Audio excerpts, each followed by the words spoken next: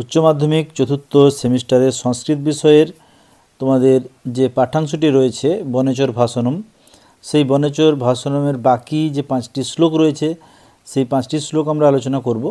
এর আগে কিন্তু আমি এর মূল অংশ, উৎস, বিষয়বস্তু আরও 5টি শ্লোক আলোচনা করেছিলাম। আজকে বাকি 5টি শ্লোক অর্থাৎ 6 থেকে 10 এই শ্লোকগুলো আলোচনা করব। তো তোমরা প্রথম থেকে শেষ পর্যন্ত দেখতে থাকো।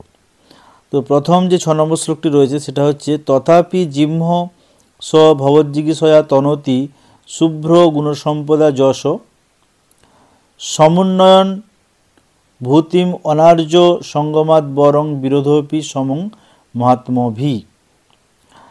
তো এখানে সন্ধিবিহীন গদ্যরূপ আমরা দেখব, যেখানে বলা হচ্ছে তথাপি স জিহ্ম ভবজ্জিগীষয়া গুণসম্পদা শুভ্রম যশ তনতি।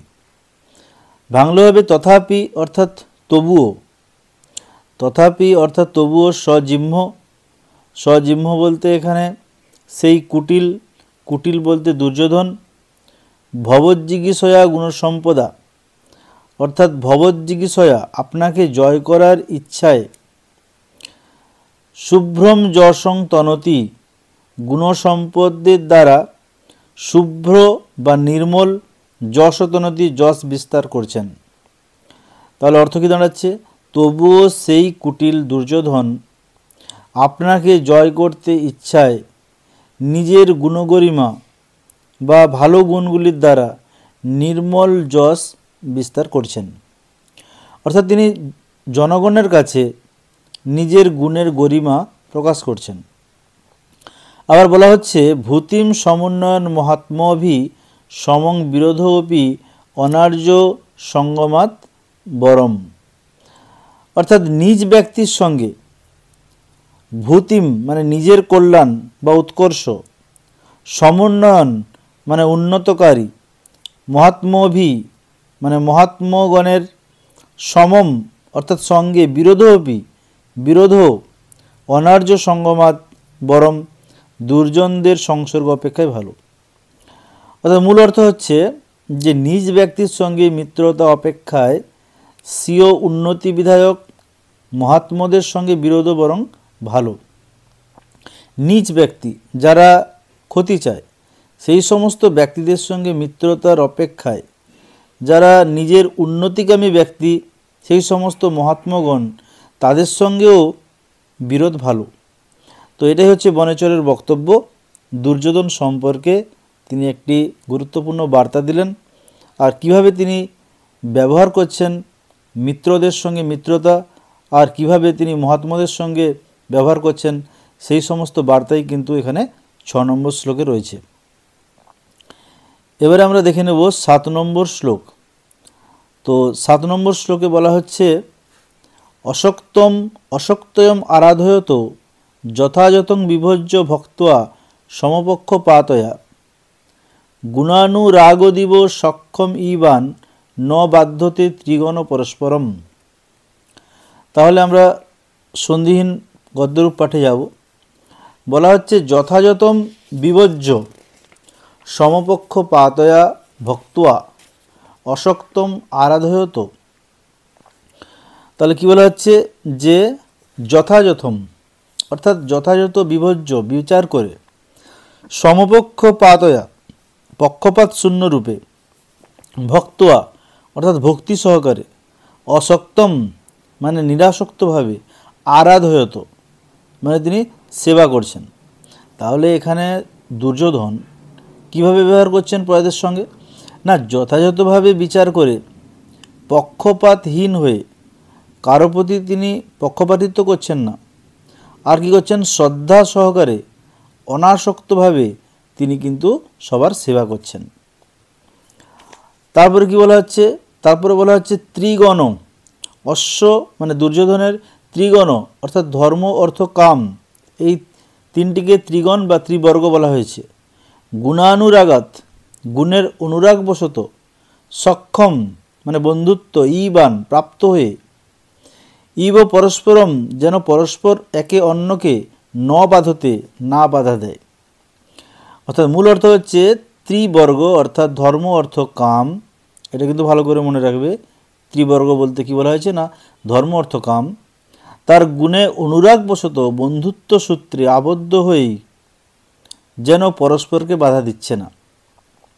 অর্থাৎ মূল অর্থ হলো পুরোটা শ্লোকের যে দুর্যোধন এমনভাবেই পক্ষপাতহীনভাবে শ্রদ্ধা সহকারে অনাসক্তভাবে সেবা করছেন যে ত্রিবর্গ অর্থাৎ ধর্ম অর্থ কাম এই ত্রিবর্গে আসক্ত হয়ে কোনো বন্ধুত্ব সূত্রে আবদ্ধ হয়েই কেউ কাউকে বাধা দিচ্ছে না, অর্থাৎ দুর্যোধনের রাজ্য শাসন ব্যবস্থায় কোনো বাধা পড়ছে না। এই হচ্ছে 7 নম্বর শ্লোকের মূল বক্তব্য। এবারে আমরা চলে যাব 8 নম্বর শ্লোক। 8 নম্বর শ্লোকে কী বলা হচ্ছে? বলা হচ্ছে নিরত্যয়ং সামং ন দানবর্জিতং ন ভূরিদানং বিরহজ্য সৎক্রিয়াম প্রবর্ততে তস্য বিশেষশালিনী গুণানুরোধেন বিনান সৎক্রিয়া। সন্ধিবিহীন গদ্যপাঠটা ধরেই আমরা পড়ব। বলা হচ্ছে তস্য নিরত্যয়ং সাম দানবর্জিতং ন প্রবর্ততে, অর্থাৎ তার অকৃত্রিম বন্ধুত্ব দান ব্যতিরেকে হয় না। অর্থাৎ তার বলতে কার না, তার বলতে কিন্তু এখানে দুর্যোধনের অকৃত্রিম বন্ধুত্ব, তিনি যার সঙ্গে বন্ধুত্ব করছেন সেটা অকৃত্রিম বন্ধুত্ব, দান ব্যতিরেকে হয় না, মানে তিনি সেখানে দান করছেন, বন্ধুত্বের সঙ্গে তিনি কিন্তু দানও করছেন। আবার ভূরিদানং সৎক্রিয়াম বিরহজ্জন্য বিশেষশালিনী গুণানুরোধেন বিনা প্রবর্ততে, অর্থাৎ ভূরিদানং মানে প্রভূত দানং, সৎক্রিয়াম বিরহজ্য সেটা আদরশূন্য নয়। আর বলছেন বিরহজ্য ন বিশেষশালিনী গুণানুরোধেন বিনা ন প্রবর্ততে, গুণানুরোধেন অর্থাৎ গুণানুরোধ ছাড়াই তিনি কারোর সমাদর করছেন না। আবারও প্রথম থেকে বলছি, তার কৃত্রিম বন্ধুত্ব দানকে ব্যতিরেকে হচ্ছে না, তিনি দানের সঙ্গেই বন্ধুত্ব করছেন, অকৃত্রিম বন্ধুত্ব, কৃত্রিম নয় অকৃত্রিম বন্ধুত্ব।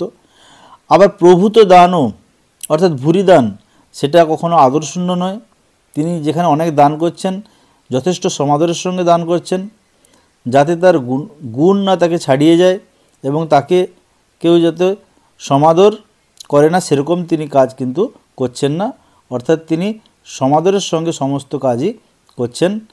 সেটা দান যে ধর্ম বড় সেটা তিনি সবার কাছেই দেখিয়ে দিচ্ছেন। তাহলে এখানে 8 নম্বর শ্লোকে আমরা দুর্যোধনের দানের মহত্ব জানতে পারলাম। এরপরে আমরা 9 নম্বর শ্লোক দেখে নেব।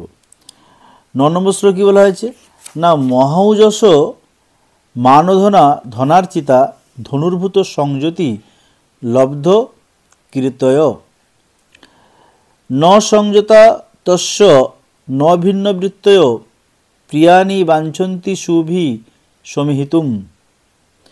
তাহলে সন্ধিবিহীন গদ্যরূপ সাজালে হবে মহৌযস মানধনা ধনার্চিতা সংযতি লব্ধ কীর্তয় নমসহতা ন ভিন্নবৃত্তয় ধনুর্ভূত তস্য অশুভি প্রিয়ানি সমিহিতুম বাঞ্ছন্তি।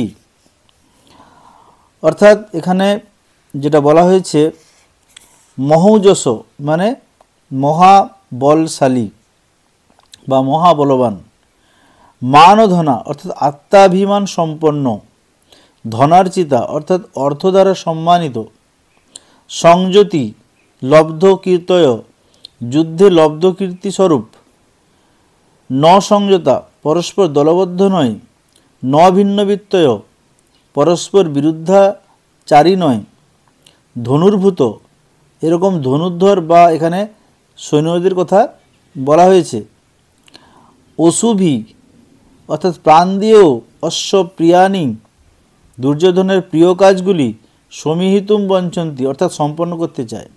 তো এখানে এই শ্লোকে আমরা দুর্যোধনের যে ধনুর্ধর রয়েছে বা এখানে তার যে সেবক যারা রয়েছে তাদের বা সৈন্যদের কথাই কিন্তু এখানে বলা হয়েছে। তো তারা কেমন আচরণ করছে, মহাবলশালী, আত্মমর্যাদা সম্পন্ন এবং অর্থ বা ধন দ্বারা সম্মানিত, সংগ্রামে লব্ধ কীর্তি অর্থাৎ তারা যুদ্ধক্ষেত্রেও কিন্তু যথেষ্ট খ্যাতি অর্জন করেছে, পরস্পর মিলিত না হয়ে ও পরস্পর প্রতিকূল আচরণ না করে প্রাণের বিনিময়েও তার মানে কার দুর্যোধনের প্রিয় কার্যগুলি করছেন। অর্থাৎ এখানে বলা হয়েছে সেই সমস্ত ধনুর্গণের কথা যারা মহাবলশালী, আত্মমর্যাদা সম্পন্ন এবং যথেষ্ট অর্থের দ্বারা সম্মানিত, আর যুদ্ধে তারা যথেষ্ট মহত্বের পরিচয় দিয়েছে। সেই সমস্ত ধনুর্ধরগণ বা সৈন্যগণ তারা কিন্তু প্রতিকূল আচরণ না করে তারা দুর্যোধনের সঙ্গে সবসময় কিন্তু তার কার্য সম্পন্ন করতে ইচ্ছা করেন, বা তারা যে কোনো বিনিময়ে নিজের প্রাণের বিনিময়ে কিন্তু তারা দুর্যোধনের হয়ে কাজ করতে প্রস্তুত। তো এই বার্তা কিন্তু 9 নম্বর শ্লোকে বনেচর বললেন যুধিষ্ঠিরকে। এরপরে আমরা 10 নম্বর শ্লোক দেখব। 10 নম্বর শ্লোকে কী বলা হচ্ছে না, 10 নম্বর শ্লোকে বলা হচ্ছে তদ আশু কর্তুং তৈ জিহ্বম উদ্যতে বিধিয়তাং তত্র বিধেয়ম উত্তরম পরপ্রণীতানি বচাংসি চিহ্নতাং প্রবৃত্তি সারা খলু মাদৃশং গির। তো এই শ্লোকের দ্বারা এখানে বনেচর বলতে চাইছেন যে এই মুহূর্তে আপনার কি করা উচিত। তাহলে না বলছেন তত্ত্বয়ী, এখানে গদ্যরূপ বা সন্ধিবিহীন পাঠে আমরা দেখব তত্ত্বয়ী জিহ্ব কর্তুম উদ্যতে তত্র বিধিয়তাং উত্তরং আশু বিধিয়তাং।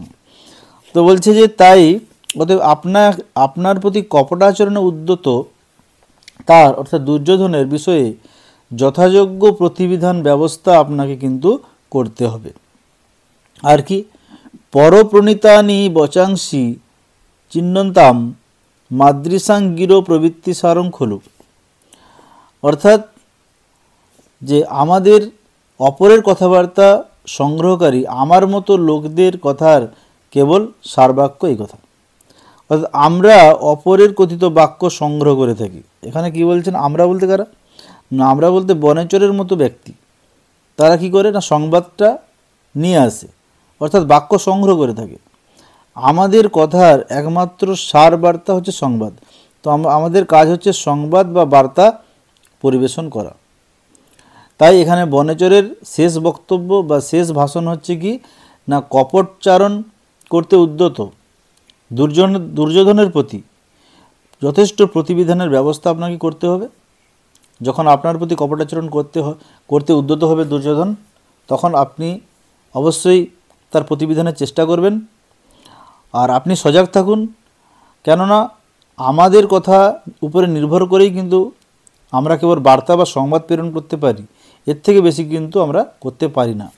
এই হচ্ছে কিন্তু বনেচরের শেষ বক্তব্য। এটা কিন্তু 10 নম্বর শ্লোকের বক্তব্য। যাই হোক, 10টা শ্লোক মোটামুটি তোমাদেরকে পড়ালাম। কোনো জায়গায় কোনো সমস্যা থাকলে তোমরা অবশ্যই বলবে।